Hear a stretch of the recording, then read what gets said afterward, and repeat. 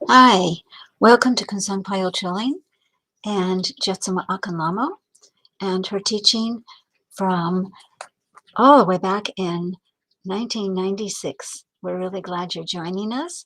This teaching is entitled Go Beyond Safety to Love, and hope you enjoy it.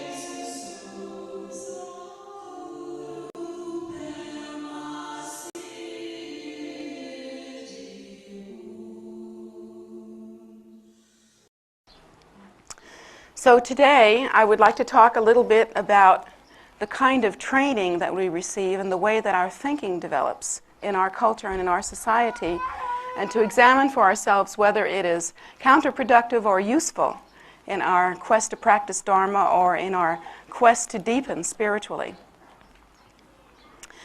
The basis of this thought, or this subject that I would like to talk about, comes from our recent pilgrimage to India. In our recent pilgrimage to India, one of the places that we visited was Sopema, which is a lake that mystically appeared when Guru Rinpoche was burned. The father of Mandarava, Princess Mandarava, because Guru Rinpoche and Mandarava were caught practicing together. Practicing together, my goodness. It's not like they went on a date or anything. Sorry, I had a little personal issue there. Little energy happening. Anyway, they were caught practicing, and the king, who wanted Mandarava to marry a prince and so secure the growth of the kingdom, then decided to punish them, and he burnt Guru Rinpoche at the stake. And usually that on a big one of those fires piled up with wood. And usually when that happens, the burning would go for a day, possibly 2, 3 at the outside, because, according to the amount of wood that is used. But in this case, the burning went on for a long time, over a week. And the king went back and checked and found that instead of there being, he could see smoke coming, but instead of there actually being a fire there, what had happened was a lake had magically appeared, and Guru Rinpoche was practicing with consort in the middle of that lake. So that is the lake that I went to visit, and right near that lake there is also an amazing place that I found myself very drawn to, which is a very small cave that you have to bend down to go into, and that was Mandarava's cave. That was where she practiced, and she did practice extensively there. So in this cave, there is one Lhama who stays there and is constantly in retreat and has been for a long time. And so when I went there to visit, one of the things that I found was that the preciousness or the purity or the energy, the spiritual support of that cave had been kept up very perfectly, very preciously. There was a beautiful altar, a very simple altar, but a beautiful altar that was put there. There was a wonderful, the Lama was constantly practicing. The cave was kept very clean, and quite frankly, not many of the pilgrimage places that are still there in India are kept very clean. That's not the style. Everything is very different there. There's different values in certain ways. So anyway, I went to this cave and I went in there, and when I went in there I was deeply moved, because when I was allowed to sit in the cave by myself for a while. The Lama was willing to let me go in there and be by myself, and at that point I was able to really feel the blessing of Mandarava. I felt a very strong connection with her. I felt something of her mind. the feeling that I had was somewhat like two streams that came together to form one river. And I could feel that juncture and feel the connection with her. And so I had a really blessed and very delightful time in that cave. And then when I came out of the cave, I was told that this cave had another very important feature, and I thought this was pretty amazing. At the mouth of the cave, there was this one point where, according to the legend, according to the story, the king came to fetch Mandarava and to tear her away from Guru Rinpoche and bring her back to the castle, to where he stayed. And Mandarava was so distraught and would not be separated from her guru. She was so filled with devotion and so agonized by the thought of being separated from her guru that she actually grabbed onto the side of the cave. And the side of the cave, due to the force of her devotion, there's actually a hand, like the hand inserted into the rock. And there are 4 fingers perfectly formed inside the rock. In other words, that you can stick your hand into these 4 finger places, and it fits a human hand, fits my hand perfectly. And interestingly also, she was being pulled. So when her hand went into the rock, it kind of torqued to the side like that, as though you were pulling from this direction. And I've seen that kind of thing. I've been to pilgrimage places before where they say, oh, this is these 2 little marks in the rock, or an imprint of this great Mahasiddha having practiced there, or there's this footprint in the rock, or something like that. And you look at it and you think, yeah, it could be. And so it's kind of inspiring. But about this, there was no doubt whatsoever. This hand went into the rock, it torqued that way, and it even, like in my hand, when I open my hand wide, there's my pinky stays out a little bit more than the others. Well, this was the same way. This hand went in like that, the 3 were fairly close together, the pinky was that way, and it was torqued to the side, and it fit perfectly, as though you were grabbing the rock and coming this way. In fact, it was so certain that that's exactly what that was in the rock, and the feeling was so overwhelming that just everybody that was there, when they stuck their hand in the rock and felt how perfectly, the hand was printed in there and had torqued to the side, the feeling was of immediately people would cry.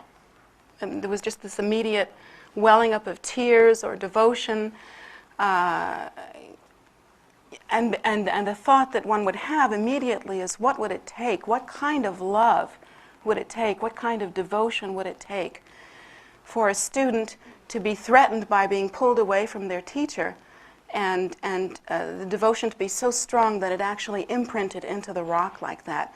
What kind of power comes from that devotion, that flesh can penetrate into rock? What kind of love is that? And I think about that in our lives and our training, and coming back here to America, I see that we're Buddhists, and we have the nice little throne, we have the nice little mandala, we have the nice little altar, and we have the nice little students. But I wonder, will we ever know anything like that? Will we ever have that kind of experience of such certainty, such freedom from doubt, such purity in our devotion, such singular absorption in love of our teacher? Will we ever know anything like that? And I think that here in America, and this is something I've been thinking about since I went there, that we are somewhat disabled, handicapped in a certain way. And it's not so much that we ourselves are substandard or anything like that. It's not like that. It's the way that we were trained. And of course, what comes first, the chicken or the egg? Are we trained this way, and then therefore our karma is created, or are we trained this way because of our karma and habitual tendency? According to the Buddhist teaching, we would not be having the experience that we're having now if this weren't the karmic pattern or habitual tendency within our mind stream. So what comes first, the chicken or the egg? It's hard to say. But at any rate, what we do know is that here in this country, we are somewhat disabled in our practice. How does that disability come about? Well, first of all, one of the things I've noticed in my years of talking to students and hearing about their life experiences, when I have consultations with students, generally the first few consultations before they get the lay of the land, the first few times that I talk to them, the student, it's a little bit like psychotherapy. If any of you have ever had psychotherapy, the first few sessions you can toss them. They're useless. Basically, it's the patient going in there and doing their little shuck and jive dance, and the psychiatrist kind of rolls their eyes for a few sessions, and then after a while you get down to some work. But in a consultation, the situation is somewhat similar in that my first meetings with students is always that they want to talk about themselves. They want to tell me how unique and different they are. And that kind of precludes the ability for them to their ability to understand that the Buddha has taught every single circumstance, every single condition, and every single result, every single problem, and every single relief from that problem. And so they're really essentially, from the perspective of the Buddha Dharma, from this perspective of the Bodhisattvas, there really is no new or unique situation or individual. And it's not that each one of you are not precious. It's that everything that compiles your problematic situation and your connection with life is a pattern that has been seen before. It's not new.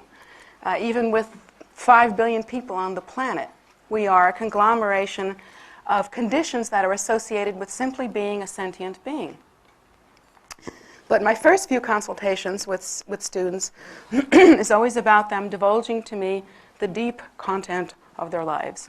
And it's part of what has to happen between a student and a teacher. It's part of how they get close to each other. So we develop an attitude of patience, and we try to get to the point where some real teaching can actually occur. But in my years of doing that, I've heard many different things from and about students, and one of the things that I hear repeatedly that is very obvious to me is that we are not taught how to think. We are not taught how to think in full equations.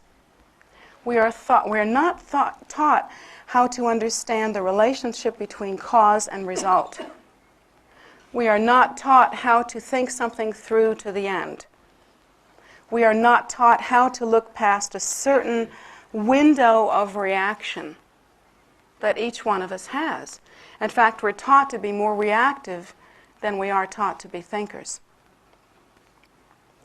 Even those people that seem very cerebral, very academic, very intellectual, if you really, really listen to the way they think, if you listen to it with good old common sense, the kind of natural intelligence that causes us to actually survive for a while, that kind of common sense, when you listen to a person who, again, has had maybe a great deal of education, you'll find still in all that we really don't know how to think.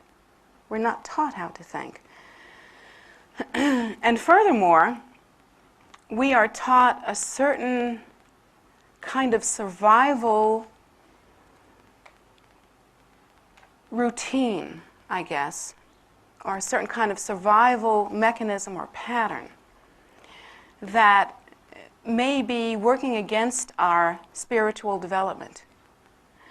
And that survival kind of situation is that we are taught that, how can I put it? We are taught that there are certain conditions that are absolutely necessary within our lives. We are taught that there are certain events that may happen or certain occurrences in our environment that we should always approach with extreme caution, and we should always deliberate about. There are certain kinds of reactions that we have to anything that is threatening to us, that although it may help us to cope in certain ways, and it may be an excellent coping mechanism, I mean, certainly that kind of thinking will keep us from walking into a moving truck or from going into a really bad neighborhood and getting mugged. If we're smart, if we use that kind of thinking, it can serve us. But on the other hand, that kind of thinking can also keep us from responding in a natural and open and relaxed way. And this is the problem that is characteristic in our society, in our culture in this day and age, that is so different from the conditions necessary to give the kind of dramatic devotion and love that maybe Mandarava must have felt in order to leave her hand in that rock like that, in order to be so absolutely certain that she would not be pulled away from the teacher, would not be pulled away from the path, would not be pulled away from her spiritual practice. She was so absolutely determined. It was so unthinkable, it was so unacceptable, that even physical conditions as we know them, even the laws of physics, would not bind her to remaining in samsara or remaining in the realm of suffering. She knew what she was about. She knew that she was going through the door of liberation, and this was her chance, and nothing was going to take her away from it. Nothing was going to remove her from that elixir, which is the liberator, from that precious jewel, which is actually the door of liberation, one's teacher, one's path. We, on the other hand, are taught pretty much directly and then also indirectly never to be like that. We are taught never to truly surrender our hearts. We don't do it in love relationships. We don't do it in spiritual relationships. We are taught to keep something aside for ourselves for safety. It's this kind of don't go there into the scary place message, you know? Don't ever really give your heart. Never allow, always control yourself. Always be in control. Never allow yourself to be so on fire with this passion of devotion that you are completely ignited. Never really completely spread your wings. Never really do that. Keep everything close to your chest. Keep everything controlled. Be sure you do like that. We are taught never to actually spiritually take flight, because to us that would be a fool's mission. We think, everything, we're in a materialistic society and everything has got to be very concrete for us. We don't like abstract thought too much. We like everything to be very concrete. And so we are taught never to really take flight. We don't want to step off that cliff into the abyss. And furthermore, we are taught to trust, what is the saying, only half of what you see and nothing of what you hear? Is that the expression? It's kind of like that. So when our parents, when our society taught us that, they thought they were doing us a favor, that we wouldn't be duped, that we wouldn't be fooled. And in some cases, it's useful. Because it's useful to have some kind of discrimination when someone just gives you information.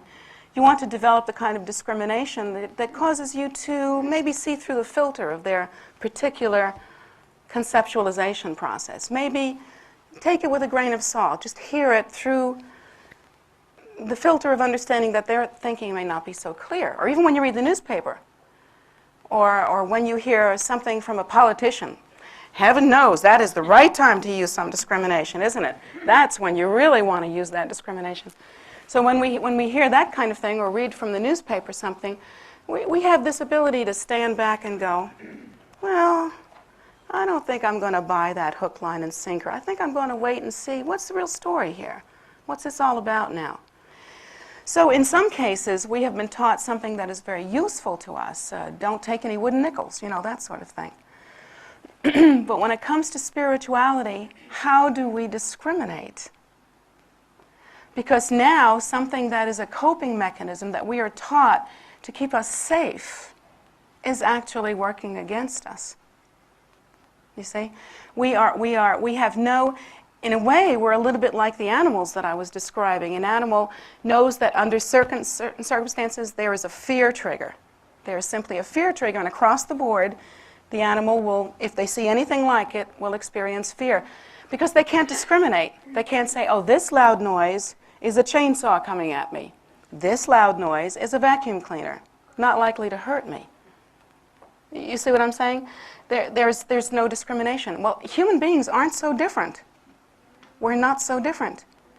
We are taught anything that tries to get us to give rise to so much passion must be bad.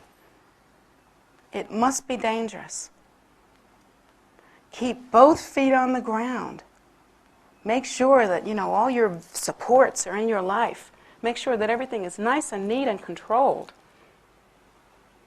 You don't want any of those messy emotions. You know what they do? They just mess the floor up. They just mess up your life. There's no neat compartments they can be put into. And you know how it is. Sometimes you want your ice cream when you want your ice cream. And so that means when you want to feel great passion, you're going to feel it, let's say, from 10 o'clock. Let's say maybe you're going to practice from 10 to 12. So from 10 o'clock in the morning till 12 o'clock noon, you're going to feel some real passion. Now you have to feel some real passion. But at 12:01, by golly, you better be able to put that stuff away, because the rest of your life is not a place where it's safe to be penetrated by love. See, but we can't do that. We can't do that. We are not able to turn it on and off like that. Either we take flight or we don't. Either we learn to love in this extraordinary way or we don't. It's very, very difficult to discriminate. So what am I saying? Am I saying just throw caution to the wind, never think straight again, just like run around being passionate or something? No, of course I'm not saying that. I'm not saying that. But I am pointing out that we do have a certain disability that maybe we want to look after, we want to look into, and see if there isn't some way that we can make the way straight, that we can open the doors, that we can allow a fire to burn within us that hasn't burnt before. The flip side of this, the side that's really strange, is that those of us who learn to control and use our feelings and use our passions, that's one thing. That's another thing that we see in our society, is that people use their passions to manipulate others, or they use their passions in a creative way to make a dynamic energy. And some people form that into art or music, and other people form it into a passion for one's vocation or something like that, a passion for one's children or one's loved ones, that sort of thing. Yet even there, when you are taking something that is a very natural thing, it's like the difference between if you could find, let's say, a spring where this marvelous, purified, extraordinary, oxidized, mineralized, super nutritious, yum water comes out, and you can drink it directly from the source. That would be very, very nourishing. But if you were to take that same water and bottle it in one of those little plastic jugs that everybody, myself included, carries around, it's not quite the same thing. It's not the same living, breathing experience. And see, that's what we try to do with our passions, because we've taught to be afraid of them. And then we wonder why it is that our spiritual life leaves us cold. And interestingly, those among us who think the most clearly, who have a plan, who always stick to their plan, those people who are very much thinkers, who think all the way, about everything, every single angle of every single thing that you can possibly imagine, who intellectualize everything, who put everything in tight, neat little boxes. Oftentimes, those people throughout their lives come to a place where, if they're honest, they find that they are running dry and that they are extremely hungry for something, extremely hungry. But they don't want to think about what it might be, because we're still afraid of this passion, you see. And so we run around trying to find other outlets for it. Maybe I can develop a passion for some particular thing, maybe art, maybe animals, maybe something like that. So each one of us tries to find relief from this very dry, kind of removed experience of life that we are having. And still in all, we try to approach spirituality, and with spirituality we have the same kind of idea. We'll be spiritual from whatever time we allow for practice. Say in the beginning we only allow 20 minutes of practice a day, which is common. In the beginning, people do that. So I'm going to have my experience, and it's going to be locked into this 20-minute bite. And then later on, maybe it's an hour, maybe it's 2 hours after that. Maybe it varies, but we have this experience where everything is nice and neat, and we keep it all in little pigeonholes, and there is no natural birthing. There is no giving rise to something that sustains one throughout the course of one life, that warms one, that keeps one juicy. You know? I don't know how else to explain it besides saying juicy. So some of what we experience then, some of what we have been taught is useful, and it causes us to remain safe. It causes us to think how to negotiate our way through a practical material world, but we also are kind of dying inside, you know? And then my experience has been people will come to the path and they've got their whole life set up in little pigeonholes. And then after you talk to them for a few times, after a while you get that they are so hungry, that they really are so hungry they can hardly articulate their hunger. In fact, if you talk to them about their hunger and try to touch the soft button in them so that they'll come out a little bit and talk to you about it and feel safe doing that, oh, they can hardly think about it. They run. Emotionally, conversationally, intellectually, we run from knowing how hungry we are for that water of life, that juiciness, that wellspring of passion and fire to come forth from within oneself.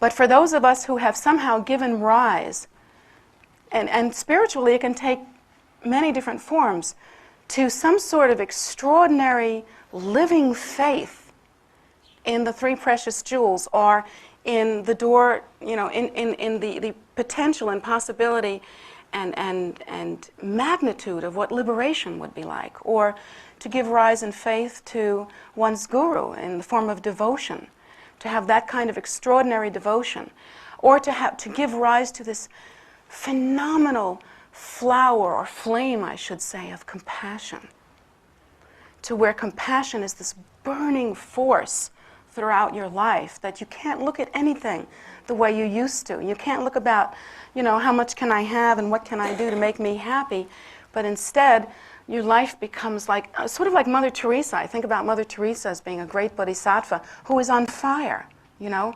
She has this flame of love inside of her. And so this flame of love is this natural passion that is a juicifier and a sustainer and a lifter and a nourisher and a just a warm hearth inside one's mind and one's heart. For those people who have managed somehow to give birth to something like that, they are a different kind of person. They are a completely different kind of person. They do not have the same level of neuroses as the first kind of person. They are sustained by something that is kind of like a yes inside, or a life, a thing that is of life rather than anti-life. A natural something, a passion. And so for a person like that, there is a greater sense of joy, a greater sense of freedom, a greater sense of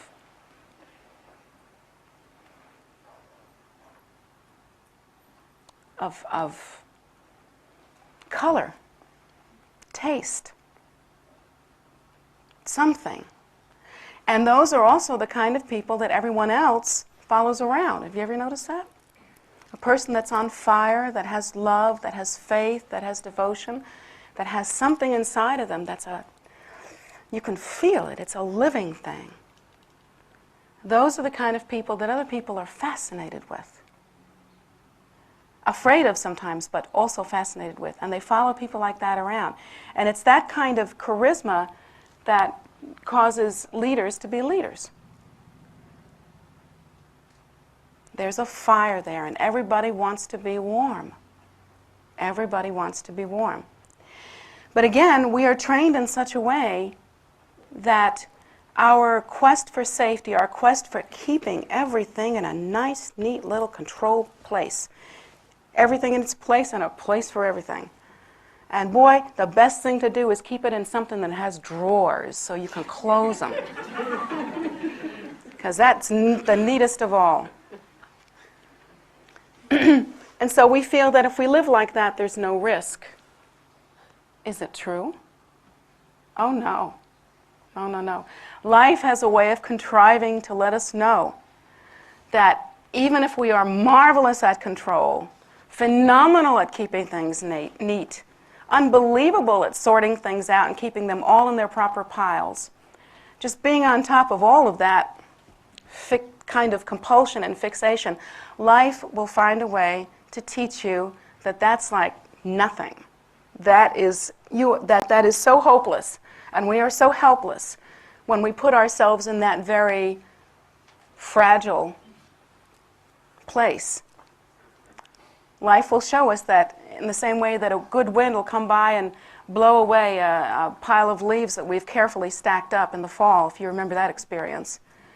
It's like that with our lives, too, when we find that, in fact, we are not safe. And in fact, if all of our safety got put into making ourselves feel like we have control over everything, if that's where our safety comes from, that kind of person will feel the least safe of all.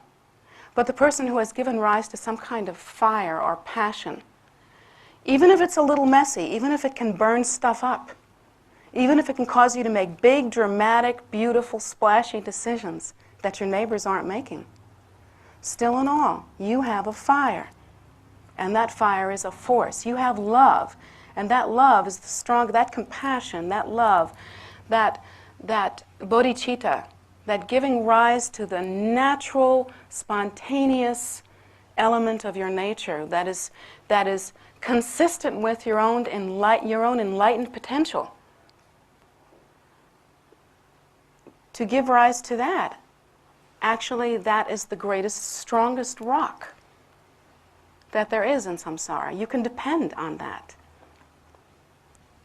And obviously, from the story about Mandarava, it's even stronger than rock. It's stronger than anything on the face of this earth. To be truly alive, to know for certain that there is nothing in your heart and in your mind more precious than liberation, than achieving realization, than giving rise to the bodhicitta, than entering into the door of liberation. If that becomes for you the stable force, the light of your life, the great passion, well, that cannot be destroyed in the world, because it isn't of the world. You know, it's said in every single great religion that makes any sense at all, that, and what is it Christianity says? Something like, do not lay aside your treasures where they can be eaten by, chewed by moths or rusted or something like that. I'm sorry, wrong religion for me, can't quote it. But the idea is pretty much across the board in all the world's great religions, that the treasures of the world do not sustain you. The things that you can control and have and plan and modulate and incorporate are not the things that will keep you safe. In fact, if that's what you depend on, you have nothing. And so when I was at that cave, I was thinking about Mandarava, and I was thinking, well, that must have been a real traumatic day when her father, the king, came and tried to take her away from Guru Rinpoche, and she was screaming. The tale is that she was just screaming and, wailing, and she grabbed that rock and stuck her fingers right into it. You can imagine that must have been a pretty traumatic day. That must have been a tough day. I mean, most of us would just head for the Prozac after a day like that. Maybe give that old bionic arm a little workout. And that would be a bad day. Happy hour would be a happy thing after that. But, and that's how we think about something like that. That depth of love, that depth of passion is just too darn scary. We're scared of that. We like everything neat. I mean, you know, we spent all our lives getting to where we could buy a house in Potomac. Don't mess it up. You know, it's kind of like that.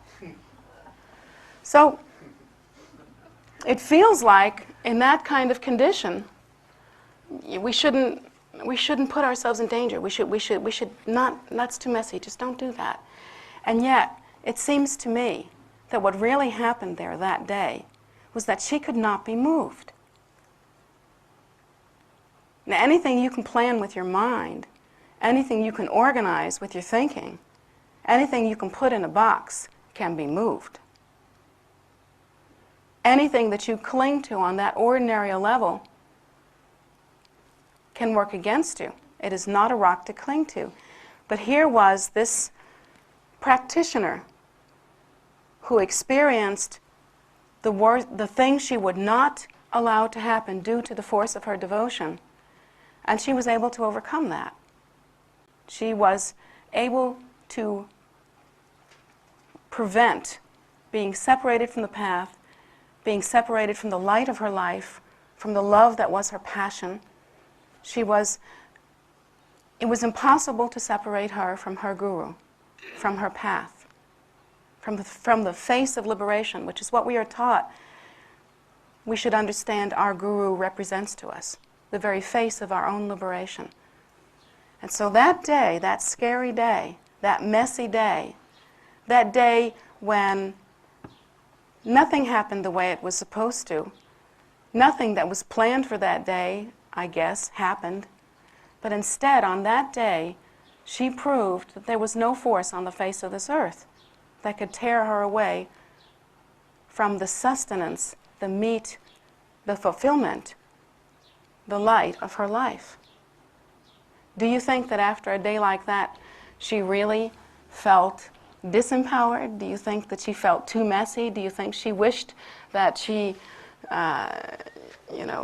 did not have that experience? My feeling is that probably what happened after that was that she knew on a deeper level than ever before that there is no force in this world stronger than devotion, than compassion, than love.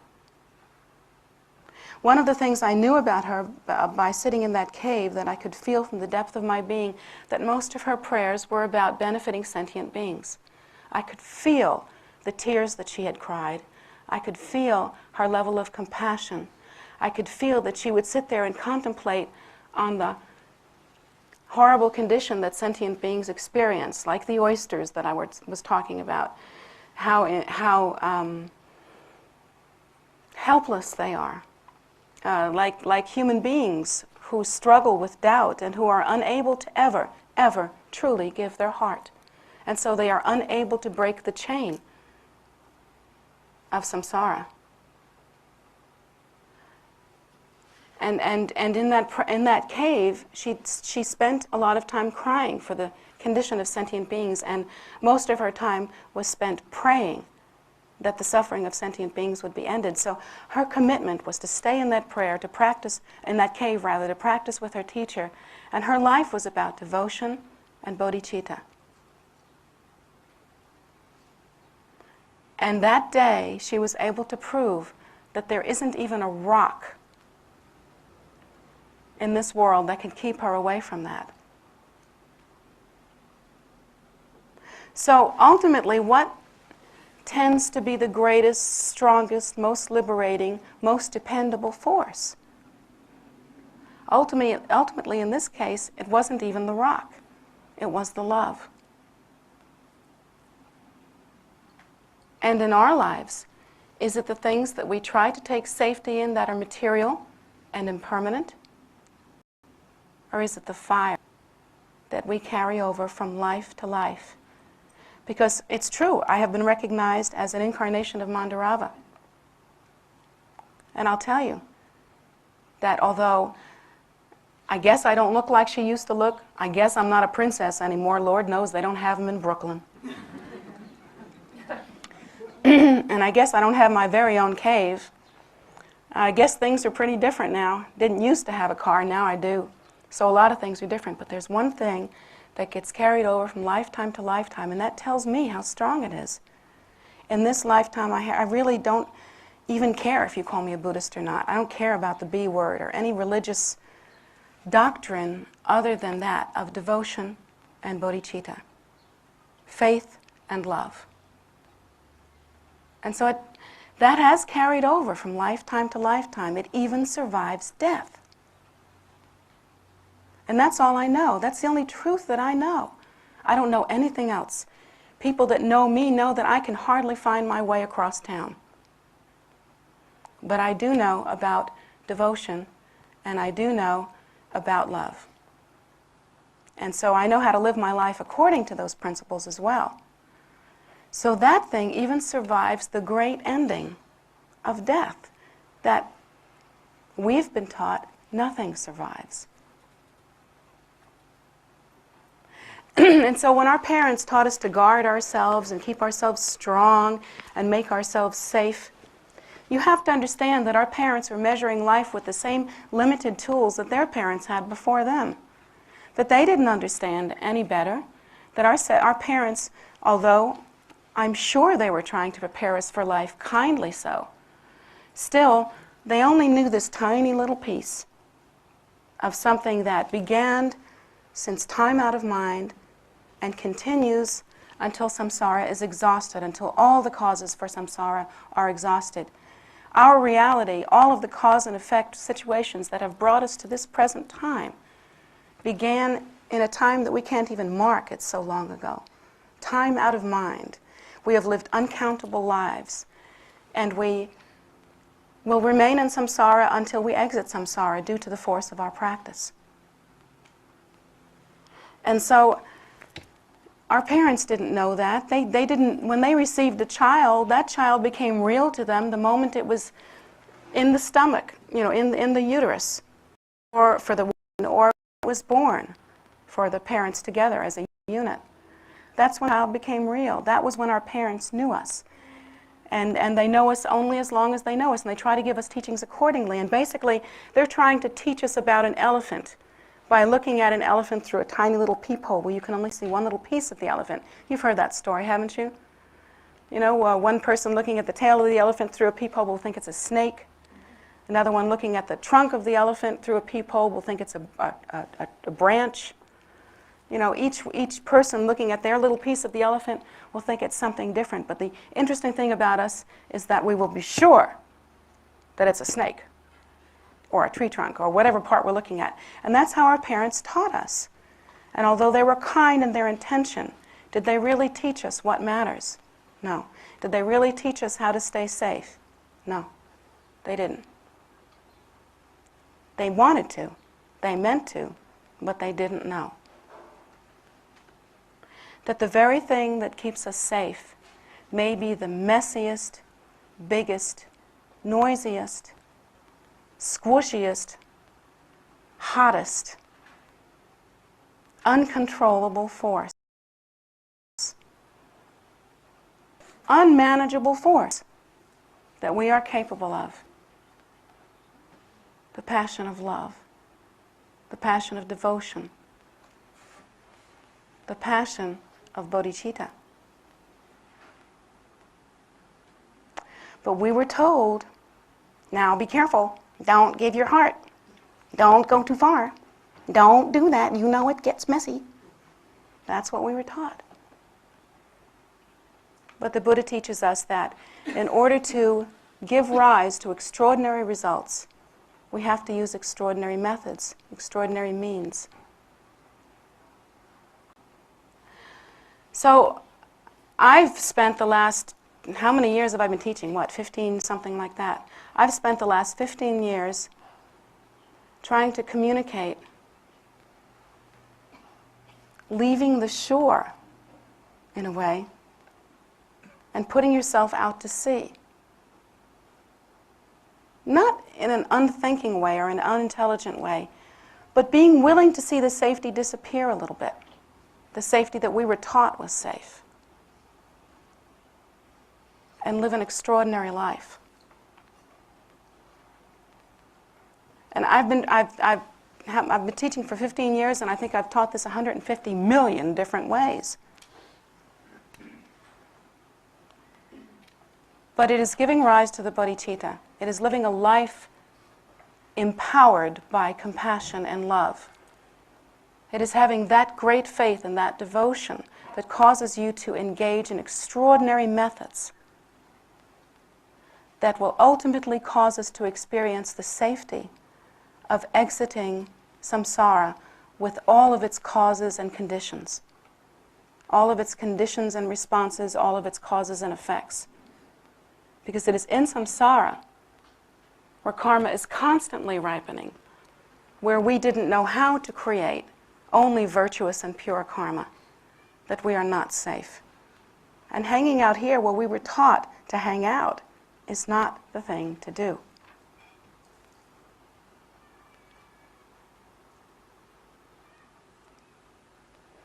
So now we have to, as we enter into the path, develop a sense of extraordinary discrimination. The fear will come up. And you have been taught to hang out in fear. Fear is a great way to delay commitment. In fact, confusion, I have students come to me all the time, they'll say, I'm just so confused, I can't think all this through. My answer to that is, I'm sorry, forgive the French, bullshit. Because what's really happening there is we are delaying something powerful. Delaying commitment. Delaying what you can do to make yourself strong.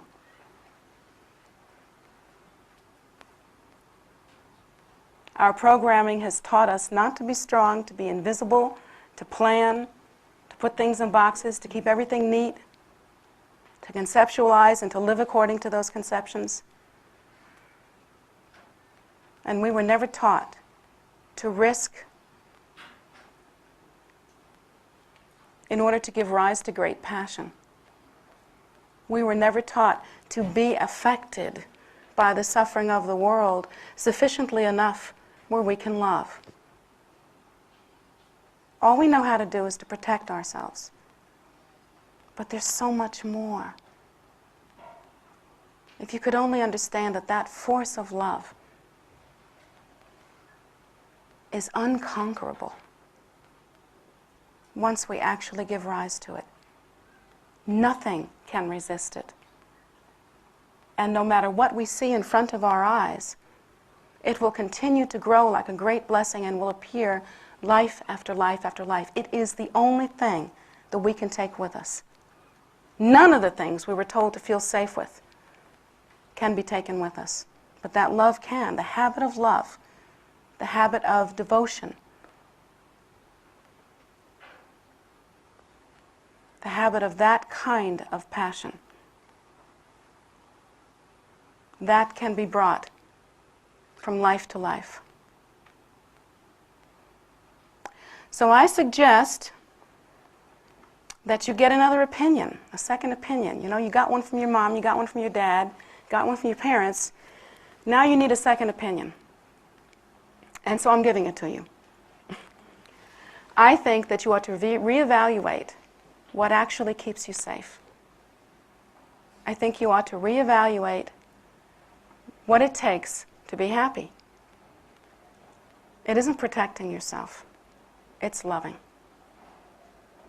It isn't standing outside the experience of the holy and the mystical, the experience of the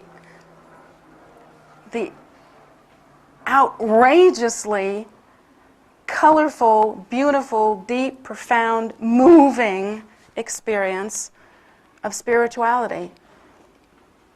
To stand outside of that does not keep you safe. It keeps you dry. It keeps you impotent. It keeps you quiet, but it doesn't keep you safe.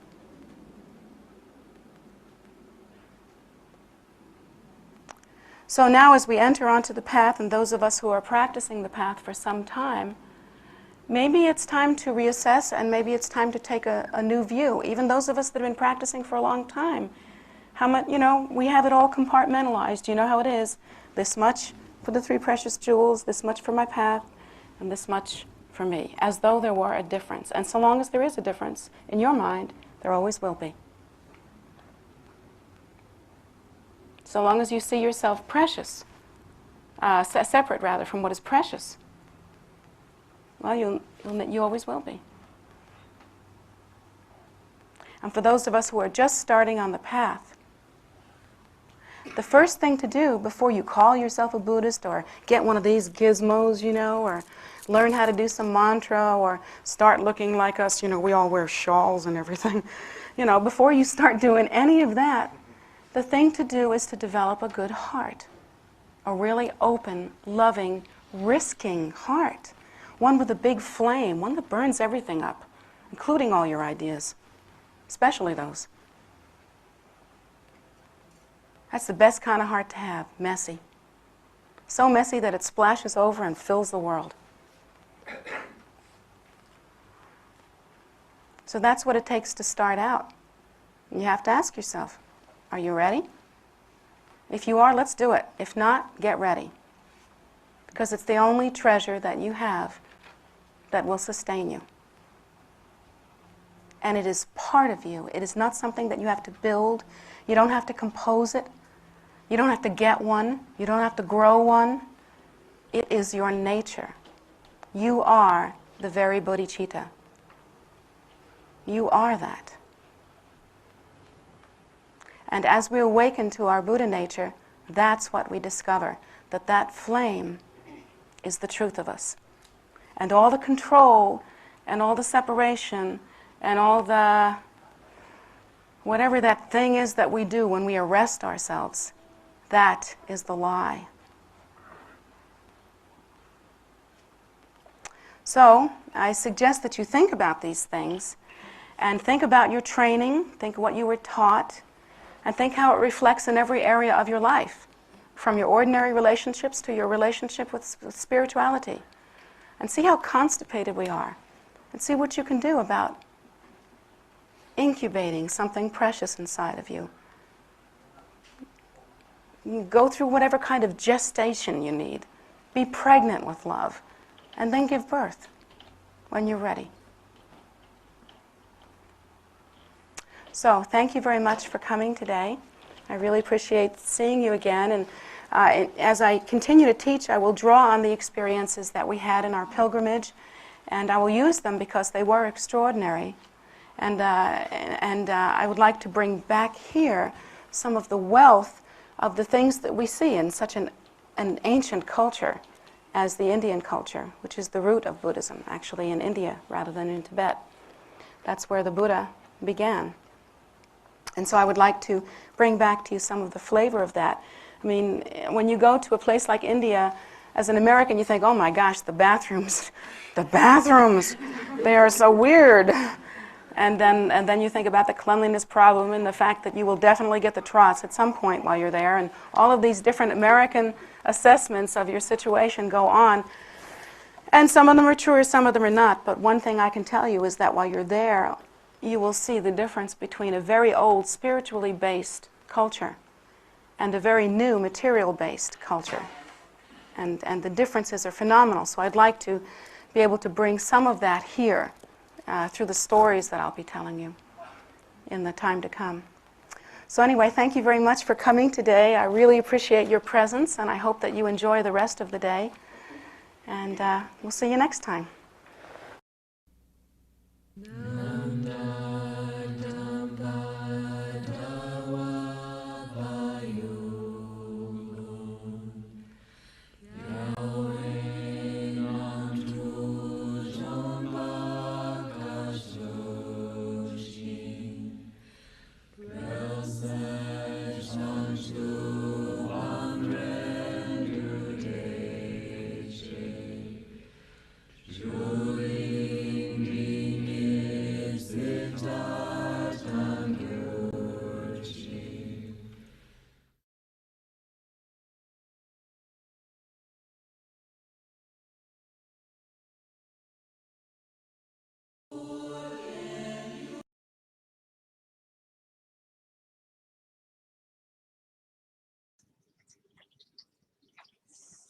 Hi, everyone.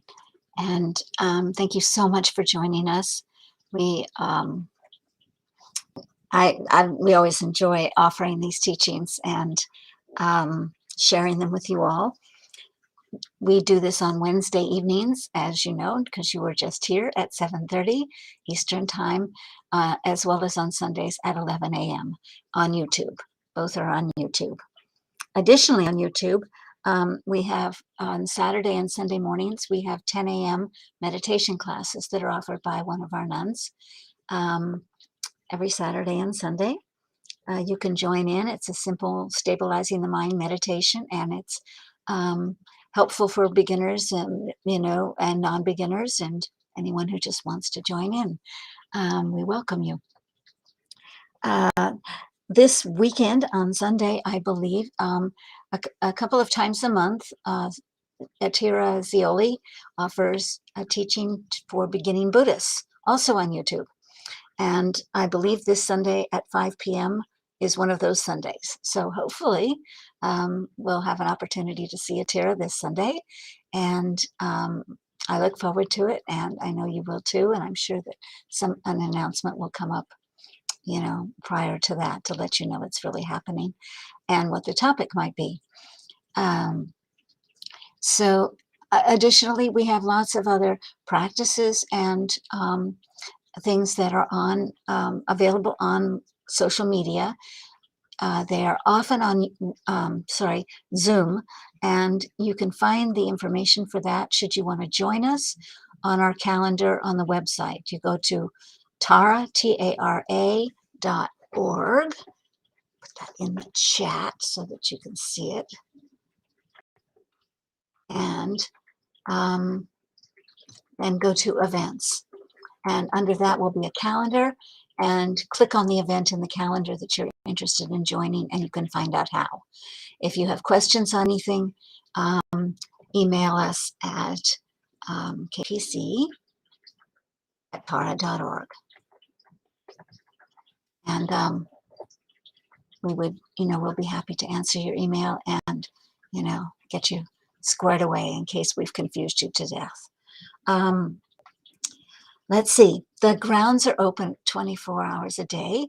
And I'm sorry, that's crazy. The grounds are open. We don't want you dying on the land.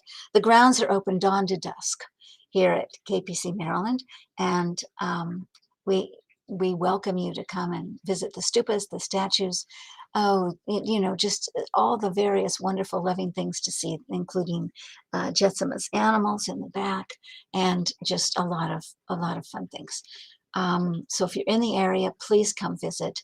The temple is not yet open inside at the moment. We had to close down again because of the wave of the latest variant of COVID, so which I always mispronounce, so I'm just going to call it that.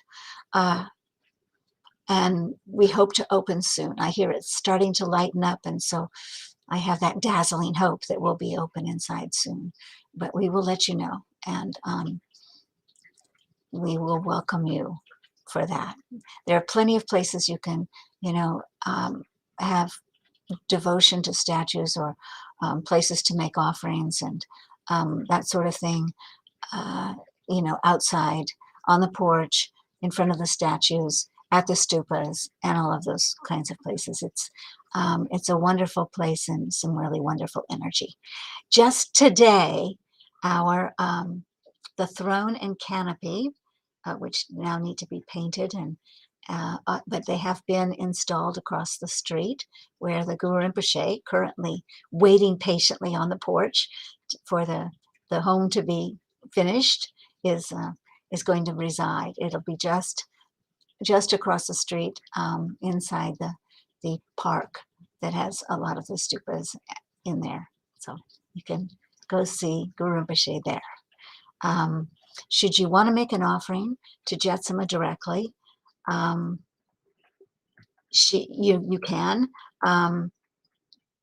It's often done in traditionally. Oops, trying to type and think at the same time. Basically, I'm giving you her PayPal email, which is jetsunmagift@gmail.com. You can do that. A lot of times when we've received something, that really touches our heart from a teacher, we want to strengthen that connection. And this is one way to do that. So traditionally, vetted, accepted, and so forth. In any case, so many things that you can do. We hope to have so many more things that you can do with us as well. We're just so happy that you're here for this. Please stay safe, take care of yourselves, and we'll see you next time.